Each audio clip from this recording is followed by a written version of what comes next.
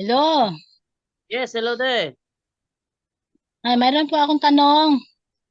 Go ahead te.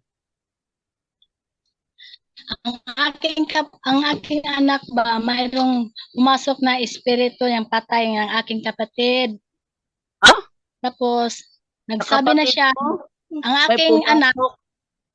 mayroong, oh, ang aking anak, mayroong pumasok na espiritu Eh, sa katawan ng aking anak na, ano,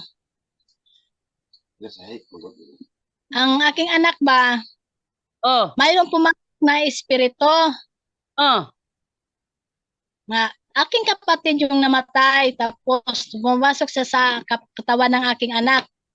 ah. Hmm. Nakiksabi siya ng aking nga gusto siya ang aking magulang, ang aking kapatid na ma, nandun sa Cotabato, gusto niya nga kunin daw namin. Dalhin dito sa Agusan. Agusan mo kami eh. Oh. Hmm. Pit, ano masasabi ninyo sa amin?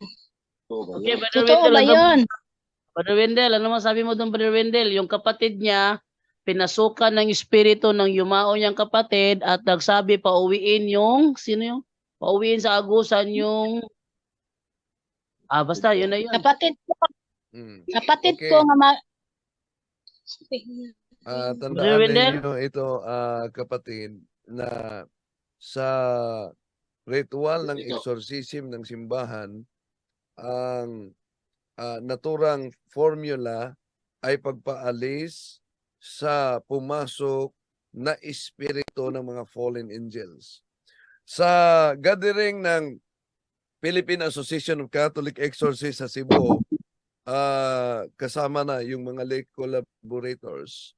Ito ang nilinaw talaga ng mga eksperto nila ni Father Winston Cabading, Father Jose Siqueya, na pag may papasok na magpakilala na kaluluwa sa yumao, hindi yan kaluluwa, kundi demonyo lang yan.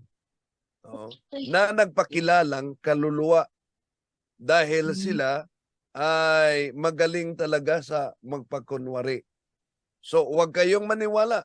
Pag maniwala kayo na kaluluwa yan, delikadong makontaminated kayo at mahulog sa kanilang plano.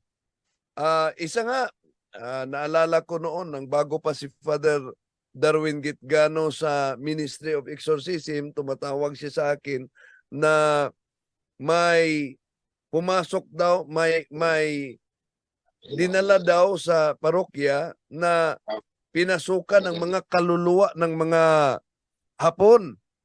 At ang sabi ng mga kaluluwa ng Hapon, Father, alam namin na ang Katoliko ay tunay. Kami mga kaluluwa ng mga Hapon na mga sundalo noon na pinatay. Nasa purgatorio kami. Magmisa ka para sa amin, Father, para makapasok kami sa kaharian ng langit. O kaya, nirefer namin yan sa UST ni Father Winston Cabading. Sabi niya, huwag kayong maniwala dyan. Hindi yan kaluluwa, kundi mga demonyo yan. So kaya, yung pumasok sa katawan ng anak mo na nagpakilalang kaluluwa ng kapatid mo, huwag kayong maniniwala, demonyo yan. Ang una mong gawin, ito, huwag kayong lalapit sa albularyo. Dalhin mo, kung walang exorcist sa inyong diocese, dalhin mo sa inyong obispo. Dahil lahat na obispo ay exorcist. Yan po, Brother Do. Ayan, dalhin niyo po sa inyong obispo daw, te. asa nila ito. Ang asawa ko po, Sige, go ahead. sa Agusan del Sur. Tapos, ang anak ko rin, na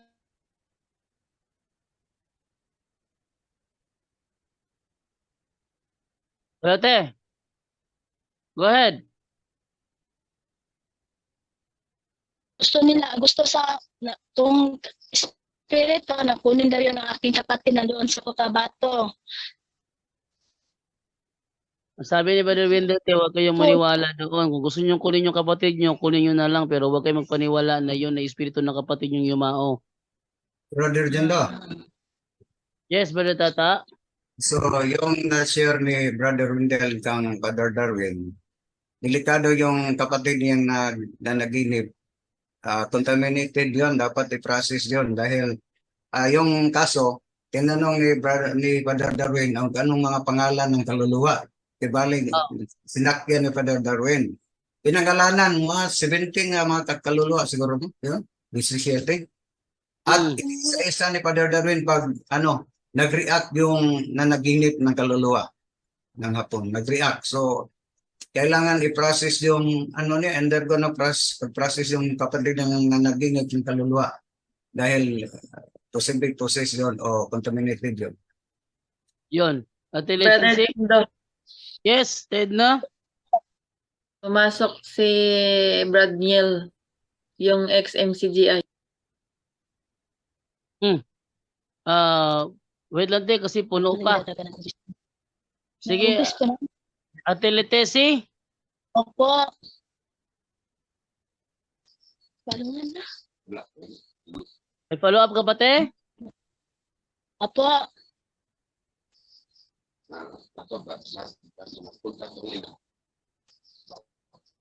Ano, Brad? May follow up ka pa? May katlong tanong ka? Opo. Ano ang gagawin namin? Gusto namin na makapunta lang kami ng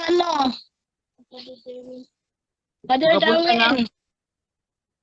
Magkapunta kay Father Brother Darwin. Darwin? Opo, gusto namin ba? Punta lang kayo. Taga saan sila, Brother Jando?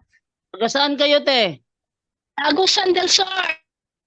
May mga taga-agusan pumupunta rito. Berwila. May mga taga-agusan na pumupunta rito te. Saan man? Sa Valencia, Bohol. Layo talaga eh. Sa Mindanao, punta kayo dito.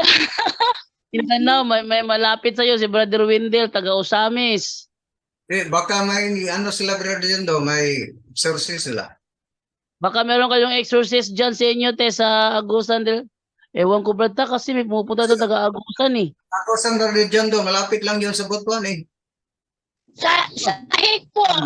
Butuan na lang sila punta. Malapit kayo sa Butuan te? Opo, Meron doon sa Berwila, Agusan del Sur. malapit kayo sa Butuan? Malayo po, sir. Ang pinakamalapit sa Gusan ay ang Butuan. Malayo pang Bohol at Sangosamis. Ang malayo pa ang Usamis at saka ang Bohol, ang pinakamalapit sa inyo yung Butuan. Kung sa Butuan kayo, doon kayo kay Father sino nga yun? Father Dennis. Father Michael, Father Father Dennis. Dennis. Father Oh. Dennis Fresco. 4 na sila doon. 4 na sila exorcist doon. Si Father Dennis galing yun dito nag-training yun. Nasaan ba banda sa Agusan, sa Butuan? Sa Butuan, saan sa Agusan sa Butuan? Nasaan ba sa Butuan? Hindi ko alam kung saan sa Butuan sila. Ipagtanong nyo lang kung saan naka-assign si Father Dennis Fresco. Sabi ng pamangkin ko nandoon sa Canada, may magpunta daw doon sa Davao. Hindi ko alam. Ang mas maganda, punta nyo na lang si Father Dennis kasi galing yun dito, nag-training yun dito, alam nyo kung anong gagawin. Mas malayo pang Davao kaysa Butuan. Malayo pang Davao ka sa Butuan. Butuan na lang kayo te, kay Father Dennis. Opo, sige po. Nasaan ba banda? Hindi ko alam kung nasaan banda na si Dennis. Father Magtanong Dennis. kayo sa katedral, kumbento ng katedral sa Butuan, magtanong kayo. Oo, opo. Dahil yung nakapunta kami ng Agusan, dinaanan namin yung Butuan. Agusan del Sur, yung sa lapas ni Father Jaikel. So, dinaanan namin ng Butuan. So, ang pinakamalapit is ang Butuan.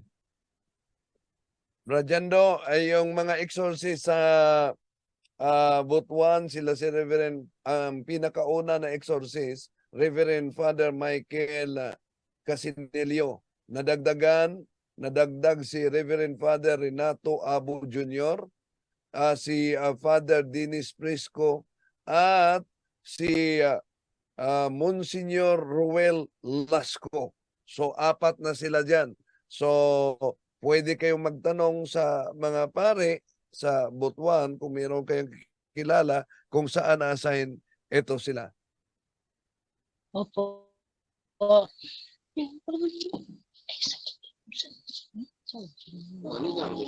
Okay na ba yun, te? Opo. Ayun. So, okay na yun.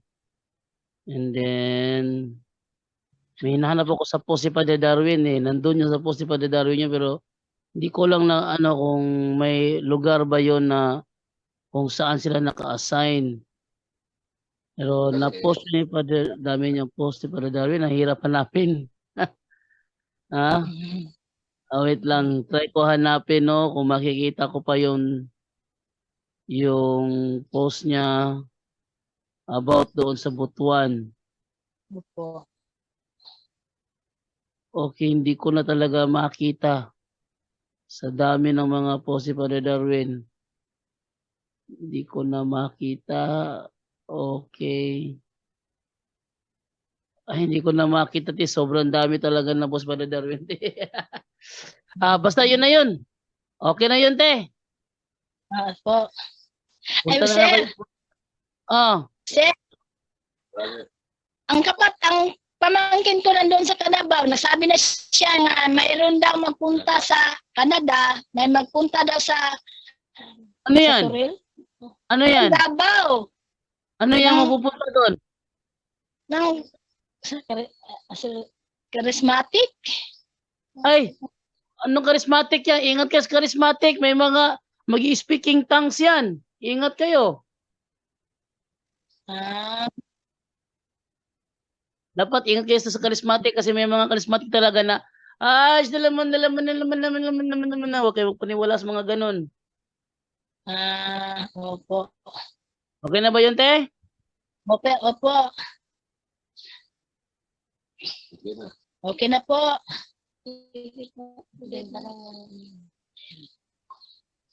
Magpunta lang kami sa Butuan. Oo. Sige. Thank you, te.